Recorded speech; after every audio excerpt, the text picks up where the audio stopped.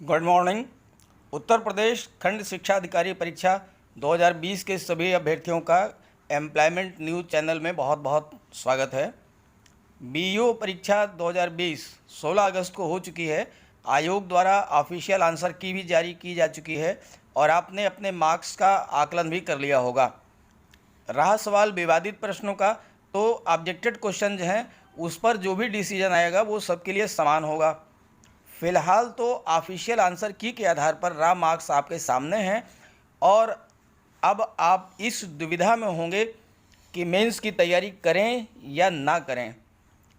आपने different channels के cut off के वीडियोस भी देख लिए होंगे। कोई 72, कोई 70, कोई 65, कोई 62, ये अनरिजर्व के लिए कट ऑफ बता रहा है। तो आप कंफ्यूज होंगे कि क्या करें और कितने मार्क्स पर प्री क्वालिफाई होगा। एक्चुअली बीईओ की पोस्ट इतनी कम है कि इस पर कट ऑफ का वीडियो नहीं बनाना चाह रहा था, लेकिन बहुत से बच्चों ने कहा कि सर बीईओ की भी कट ऑफ पर एक वीडियो अपलोड कीजिए। तो आज इस वीडियो में बीईओ एग्ज़ाम 2020 प्रीलिम्स के एक्सपेक्टेड कट ऑफ का एक वीडियो अपलोड कर रहा हूँ। वीडियो अच्छा लगे तो इसे लाइक कर दीजिएगा, अपने सभी साथियों को शेयर कर दीजिएगा और मेरे चैनल को सब्सक्राइब भी कर लीजिएगा। तो आइए बात करते हैं एक्सपेक्टेड कट ऑफ की। तो आप ये बात ध्यान से समझें कि किसी भी एग्ज़ाम की कट ऑफ डिसाइड करने के लिए कई सारे फैक्टर्स होते हैं। तो पहले उन फैक्टर्स पर बात कर लेते हैं ताकि आपको भी ये बात समझ में आ जाए कि हाँ कट ऑफ जो है वो कितनी रहने वाली है। तो पहली चीज़ होती है कंपटीशन रेशियो। अब आप जो डाटाज बता रहे हैं उसके हिसाब से केवल 44% कैंडिडेट्स जो हैं वो इस एग्ज़ाम में अपियर हुए हैं। केवल 44% अभ्यर्थियों ने ये परीक्षा दी हुई है। तो इसका मतलब ये हुआ कि आधे से भी कम कैंडिडेट्स ने जो है परीक्षा दी है। आपको बता दें कि 2,33,000 कैंडिडेट्स अपियर हुए हैं, जबकि 5,28,000 कैंडिडेट ने जो है रजिस्ट्रेशन कराया था। 5,28,000 कैंडिडेट्स ने फॉर्म फिल किए थे, उसमें से केवल 2.33 लाख कैंडिडेट्स ही अपियर हुए हैं। तो कंपटीशन रेशियो तो यहीं पर जो है आधे से कम हो गया, लेस देन 50% हो गया कंपटीशन रेशियो। अब आइए दूसरे फैक्टर की बात कर लेते हैं। दूसरा जो सबसे महत्वपूर्ण फैक्टर है वो ये है कि इस परीक्षा के लिए बीएड अनिवार्य था। अब जो कैंडिडेट आईएएस या पीसीएस या अन्य प्रशासनिक सेवाओं की तैयारी कर रहे हैं तो वो तो इसमें अपियर हो नहीं सकते, उन्होंने तो फॉर्म ही नहीं भरा होगा। अब आप ध्यान दीजिएगा कि इस एग्ज़ाम में 25 क्वेश्चन ऐसे थे जो कि बिल्कुल आईएएस और पीसीएस प्री के लेवल के थे। 25 क्वेश्चन ऐसे थे जो कि आईएएस लेवल के थे या पीसीएस लेवल के थे। तो बीएड के कैंडिडेट इन क्वेश्चन को तो अटेम्प्ट ही नहीं कर पाए होंगे, और एनीवे अगर किया भी होगा तो गलत होने के चांसेस बहुत ज़्यादा हैं। होता क्या है कि अमूमन बीएड के बाद स्टूडेंट या तो शिक्षक भर्ती के लिए या टीजीटी के लिए या अन्य शिक्षा क्षेत्र की सेवाओं में प्रयास करते हैं। उनका जीएस का लेवल इतना अच्छा नहीं होता है, जबकि इस पेपर में मैथ और रीजनिंग के 18 प्रश्न थे और जीएस के जो है 102 प्रश्न थे। तो जो कैंडिडेट जो है वो टीजीटी और शिक्षक भर्ती के लिए प्रयास कर रहा है उसके लिए 102 क्वेश्चंस जीएस के अटेम्प्ट कर पाना, और उनमें से भी 25 क्वेश्चन ऐसे जो कि आईएएस लेवल के हैं, तो बहुत ही मुश्किल काम है। इसलिए जो है कट ऑफ बहुत ही लो रहेगी। अब आइए तीसरे फैक्टर की बात कर लेते हैं।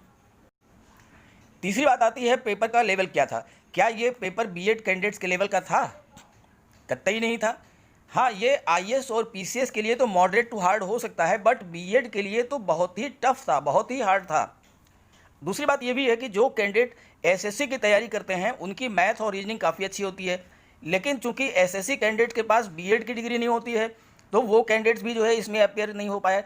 तो इस तरह से जीएस के 25 क्वेश्चन और मैथ और रीजनिंग के 18 क्वेश्चन, इतने क्वेश्चंस तो ऐसे थे जिनको कि अटेम्प्ट कर पाना बहुत ही मुश्किल रहा होगा, और जिन्होंने अटेम्प्ट किया भी होगा वो नेगेटिव मार्किंग के कारण ये बराबर हो गए होंगे, ज़ीरो हो गए होंगे। तो इस तरह से जो फाइट हुई है, जो कंपटीशन हुई है, इतने क्वेश्चंस को निकालने के बाद जो क्वेश्चन बचते हैं उन्हीं पर जो है फाइट हुई है, और उसी के आधार पर जो है वो कट ऑफ भी बनेगी, और यही वजह है कि कट ऑफ लो होगी। अब आइए बात कर लेते हैं कि कट ऑफ एक्सपेक्टेड कितनी बन सकती है। आपको बता दें कि कट ऑफ का एक्सपेक्टेशन मैंने काफ़ी लेट किया है और इसकी वजह ये रही कि कैंडिडेट्स के एक्चुअल मार्क्स क्या आए हैं इसकी भी जानकारी थोड़ी होना ज़रूरी थी। तो जो एक्चुअल मार्क्स आए हैं, कैंडिडेट्स ने जो कमेंट करके बताए हैं अपने मार्क्स, तो वो अनरिजर्व और ओबीसी के जो मार्क्स हैं वो ऑलमोस्ट 60 to 68 के बीच में ही रहे हैं। रेयर केस है कि 68 को क्रॉस किया हो, अदरवाइज जो भी कमेंट्स में मार्क्स मिले हैं वो 60 और 68 के बीच में ही रहे हैं। तो चलिए बात कर लेते हैं कि फिर एक्सपेक्टेड कट ऑफ क्या हो सकती है। तो जहाँ तक मेरा आकलन है, अनरिजर्व के लिए जो कट ऑफ है वो 63 to 65 मार्क्स के बीच में ही वेरी करेगी। इससे ज़्यादा नहीं होगी, इससे कम हो सकती है। अनरिजर्व के लिए 63 to 65 के बीच में, और ओबीसी की बात करें तो ओबीसी के लिए जो कट ऑफ है वो इसी के आसपास ही रहेगी, 62 to 64 के बीच में एक्सपेक्ट की जाती है। इससे ज़्यादा नहीं जाएगी, इससे कम ही होगी। अब होता क्या है, अमूमन जो यूपी की सर्विसेज हैं, तो जो कैंडिडेट्स तैयारी करते हैं वो बैलेंस तैयारी करते हैं, मैथ की भी करते हैं, रीजनिंग की भी करते हैं, हिंदी की भी करते हैं, जीएस की भी तैयारी करते हैं। तो केवल और केवल जीएस पर कंसंट्रेट होना, क्योंकि ये जो पेपर था ये टोटली जीएस बेस्ड पेपर था और इस पेपर को वही कैंडिडेट सॉल्व कर सकते थे जो कि या तो पीसीएस की तैयारी कर रहे हों या आरओ एआरओ की तैयारी कर रहे हों, तो वो तो इसको अटेम्प्ट कर सकते हैं। लेकिन इस एग्ज़ाम में ना तो पीसीएस कैंडिडेट्स अपीयर हो सकते थे और ना ही आरओ एआरओ कैंडिडेट्स अपीयर हो सकते थे, क्योंकि बीएड अनिवार्य था। इसलिए कट ऑफ जो है अनरिजर्व की 63 से 65 के बीच, ओबीसी की 62 से 64 के बीच ही रहेगी। अब आइए बात कर लेते हैं ईडब्ल्यूएस और एससी एसटी की। चलिए बात कर लेते हैं ईडब्ल्यूएस कैंडिडेट की। एक बात आप यहाँ ध्यान से समझ लीजिए कि मैं यहाँ क्वेश्चंस की बात कर रहा हूँ, अंकों की बात नहीं कर रहा हूँ। जो मैंने आपको भी बताया अनरिजर्व के लिए तो ये 63 to 65 क्वेश्चंस हैं, ओबीसी के लिए 62 to 64 क्वेश्चंस बिल्कुल करेक्ट। कैसे आकलन करेंगे आप ये भी समझ लें। सपोज कीजिए कि आपने 110 क्वेश्चंस अटेम्प्ट किए, 110 क्वेश्चंस में आपके जो है 30 क्वेश्चंस गलत हो गए, तो अब आपके 80 क्वेश्चंस जो हैं वो सही निकले। लेकिन 30 क्वेश्चन जो गलत हुए हैं उसकी वजह से आपको 10 क्वेश्चन का नुकसान और हो गया। तो आपके जो सही प्रश्न माने जाएंगे वो 70 हुए, यानी अब आपके 110 में से आपके जो क्वेश्चन सही बने वो बने 70। ये बात क्लियर है ना। 110 क्वेश्चन आपने अटेम्प्ट किए, 30 आपके गलत हो गए, इसका 80 सही हो गए। अब ये जो 30 गलत हुए हैं नेगेटिव मार्किंग की वजह से 10 क्वेश्चंस आपके और भी ख़त्म हो गए, तो इसको 80 में 10 और लेस कर दीजिए, तो इसका मतलब कि 70 क्वेश्चन के इक्विवेलेंट मार्क्स आपको मिलेंगे। तो बात करें ईडब्ल्यूएस की, तो ईडब्ल्यूएस की जो कट ऑफ है वो 60 to 62 के बीच में, 60 to 62 के बीच में। और एससी की बात करें तो एससी की जो कट ऑफ है वो 56 से 58, 56 to 58 क्वेश्चंस। अब आइए बात कर लेते हैं एसटी और फीमेल कैंडिडेट्स की। तो एसटी और फीमेल कैंडिडेट्स की जो कट ऑफ है, एसटी की कट ऑफ जो है वो 52 से 54 क्वेश्चंस के बीच में रहने वाली है, 52 से 54 क्वेश्चंस।